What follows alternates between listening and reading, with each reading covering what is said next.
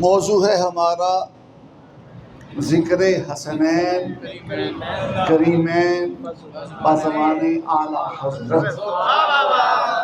دیکھو امام حسن حسین کتنے اعلیٰ ہیں کہ ان کا ذکر کرنے والا اعلی حضرت بن گیا۔ جن کا ذکر کرنے والا اعلی حضرت ہو گیا، اس حسن کی بلندی کو کون بیان کرے؟ حضرت عبداللہ ابن عباس رضی اللہ عنہ فرماتے ہیں رضی اللہ عنہ حضور کے چچا جان کے بیٹے، حضور کے بھائی، لیکن انہوں نے کبھی بھی بھائی کہہ کے نہیں بلایا حضور۔ مولا علی کو رسول پاک نے فرمایا انت اخی فی الدنیا والآخرہ۔ رسول پاک نے فرمایا مولا علی کو، علی انت اخی فی الدنیا والآخرہ، علی دنیا میں بھی تو میرا بھائی ہے، آخرت میں بھی تو میرا بھائی ہے۔ رب دی سو ایک بار بھی علی نے بھائی جان کہہ کے نہیں بلایا۔ علی نے جب بھی صدا بلند کی یا رسول اللہ کہا، یا حبیب اللہ کہا۔ سبحان اللہ بولو کی ہو گیا جی؟ تسی ایویں ہی علی دا ذکر کسی اور پاسے ٹور چھڑیا۔ علی بھی ساڈا تے علی والے بھی ساڈے۔ علی کا نام آئے تو کہو سبحان اللہ۔ عثمان غنی کا نام آئے تو کہو سبحان اللہ۔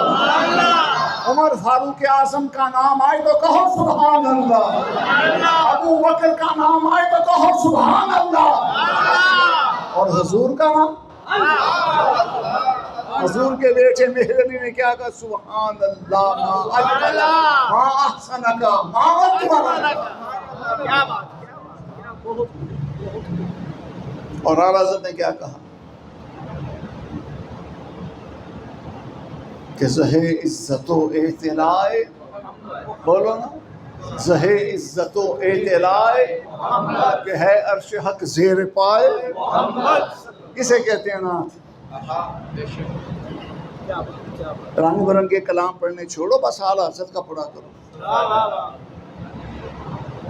شاعری دکھانے کے چکر میں حضور کی رفعتوں کو اور بارگاہ مصطفیٰ کے ادب کو شاعر لوگ بھلا دیتے ہیں۔ میں صحیح کہہ رہا ہوں؟ ہم بہت عشق کے دعوے دار بن کے وہ باتیں کر جاتے ہیں کہ ہم جن کے اہل نہیں۔ اعلیٰ حضرت کے پاس ایک شاعر آئے گا، حضور نعت لکھیے، سناؤ، فرمایا سناؤ۔ اس نے ایسا وہ شعر پڑھا جس کا مطلب تھا بس حضور بس میں ماں تے تسی ہو تے حضور جے تہاڈا نام ہے نہ لواں میں تے تھاں ہی مر جاواں حضور، میں تے روندا ہی رہنا، میں تے ہو کے ہی پڑھدا رہنا، میں تے مر گیا تانوں یاد کر کر۔ شاعرانہ انداز میں اس نے یہ کہا۔ اعلیٰ حضرت فرمایا اگر تو ایسا ہی ہے جیسا آپ کہہ رہے ہیں پھر تو سبحان اللہ بڑی بات ہے، اگر ایسا نہیں تو دیکھیں کہاں جھوٹ بول رہے ہیں۔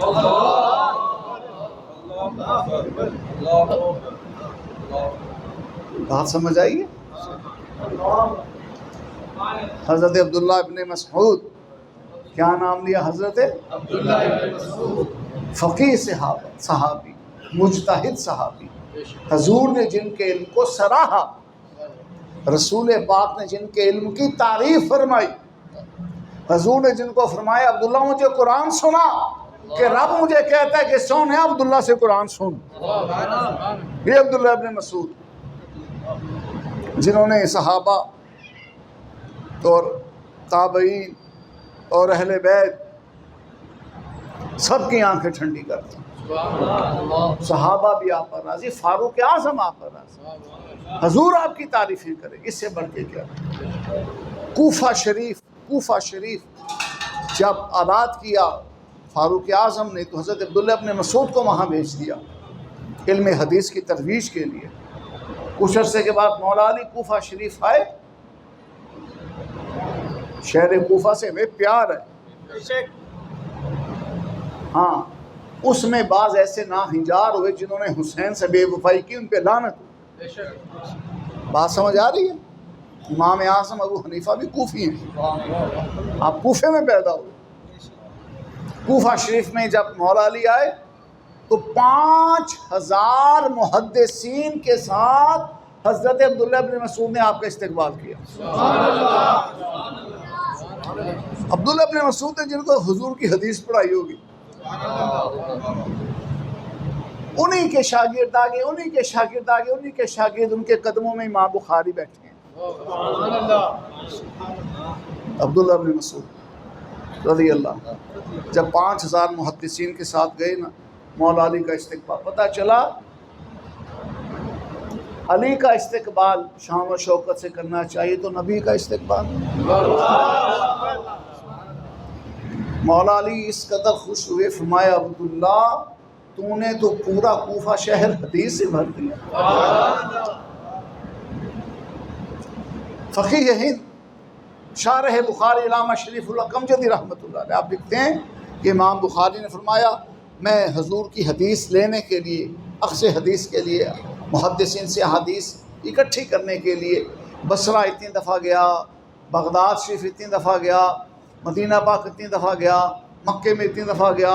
فرمایا کوفے میں کتنی مرتبہ گیا مجھے خود یاد نہیں. یعنی کوفے میں اتنی مرتبہ گئے. امام بخاری احادیث کا خزانہ اکٹھا کریں کوفے کے محدثین سے، اور کوفے کے فقہاء اور محدثین کا امام کون ہے؟ امام اعظم ابو حنیفہ. اور کوفے میں یہ شجر سایہ دار کس نے لگایا؟ حضرت عبداللہ ابن مسعود نے لگایا.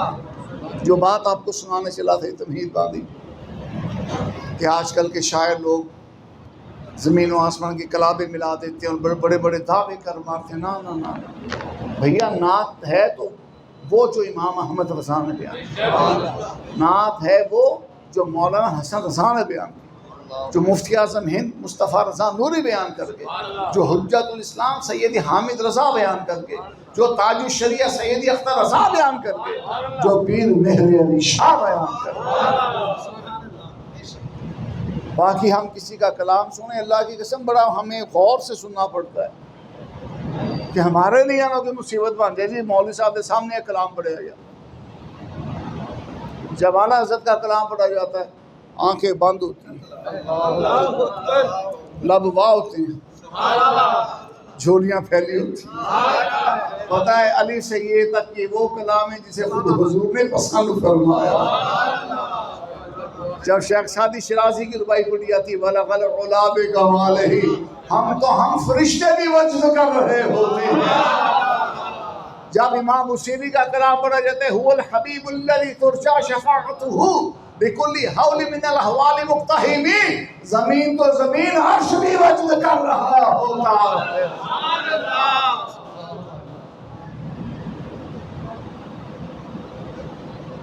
حضرت عبداللہ بن مسعود علماء لکھتے ہیں کہ آپ نے حدیثیں بیان کرتے ہوئے یوں نہ کہا کہ قال رسول اللہ، حضور نے فرمایا صلی اللہ علیہ وسلم. آپ مسائل بیان کرتے ہوئے حضور کی حدیث پڑھ دیا کرتے ہیں. آپ جو مسائل بیان کرتے ہیں نا اس میں حضور کی حدیثیں پڑھا کرتے ہیں.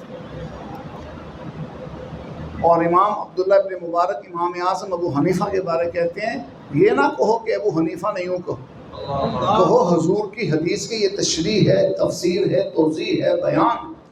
امام اعظم نے بھی اپنے پردادا استاد عبداللہ ابن مسعود کی یہی سنت کو اپنایا. میں نے امام احمد رضا حدیث رسول جامع الحدیث اس کا نام رکھا، اس کتاب میں میں نے پڑھا کہ حلقہ درس حدیث سجا تھا. حضرت عبداللہ ابن مسعود بیان فرما رہے تھے رضی اللہ تعالیٰ عنہ کہ اچانک ان کی زبان سے نکل گیا قال رسول اللہ. زبان سے کیا نکلا؟ ہمیں کچھ ہوا نہیں نا، یہی تو دکھ ہے، میں کچھ ہوا ہی نہیں. عبداللہ بن مسعود کا کیا تھا؟ جب زبان سے نکلا قال رسول اللہ، ساتھ ہی منہ سے چیخ نکل گئی، آنکھوں سے آنسو بہ نکل، وجد طاری ہو گیا، طبیعت نا اسمبلی کھڑے ہو گئے. آپ کے تلامذہ کا دل مسئلہ گیا کہ حضرت کو کیا ہو گیا. ہوا یہ تھا رسول اللہ کا نام زبان پہ ہو گیا. یہ ہے عشق رسول بھیا. نام مدینہ لے دیا چلنے لگی نسیم خلد. اعلیٰ حضرت نے فرمایا میرے سامنے کوئی لفظ مدینہ بول دے تو جنت کی کھڑکیاں کھل جاتی ہیں. کوئی بول دے مدینے کا لفظ امام احمد رضا کے آگے تو جنت کی کھڑکیاں کھل جاتی ہیں. مجھے بتاؤ جب وہ خود مدینہ مدینہ کرتے ہوں گے. اور یہ عبداللہ ابن مسعود رضی اللہ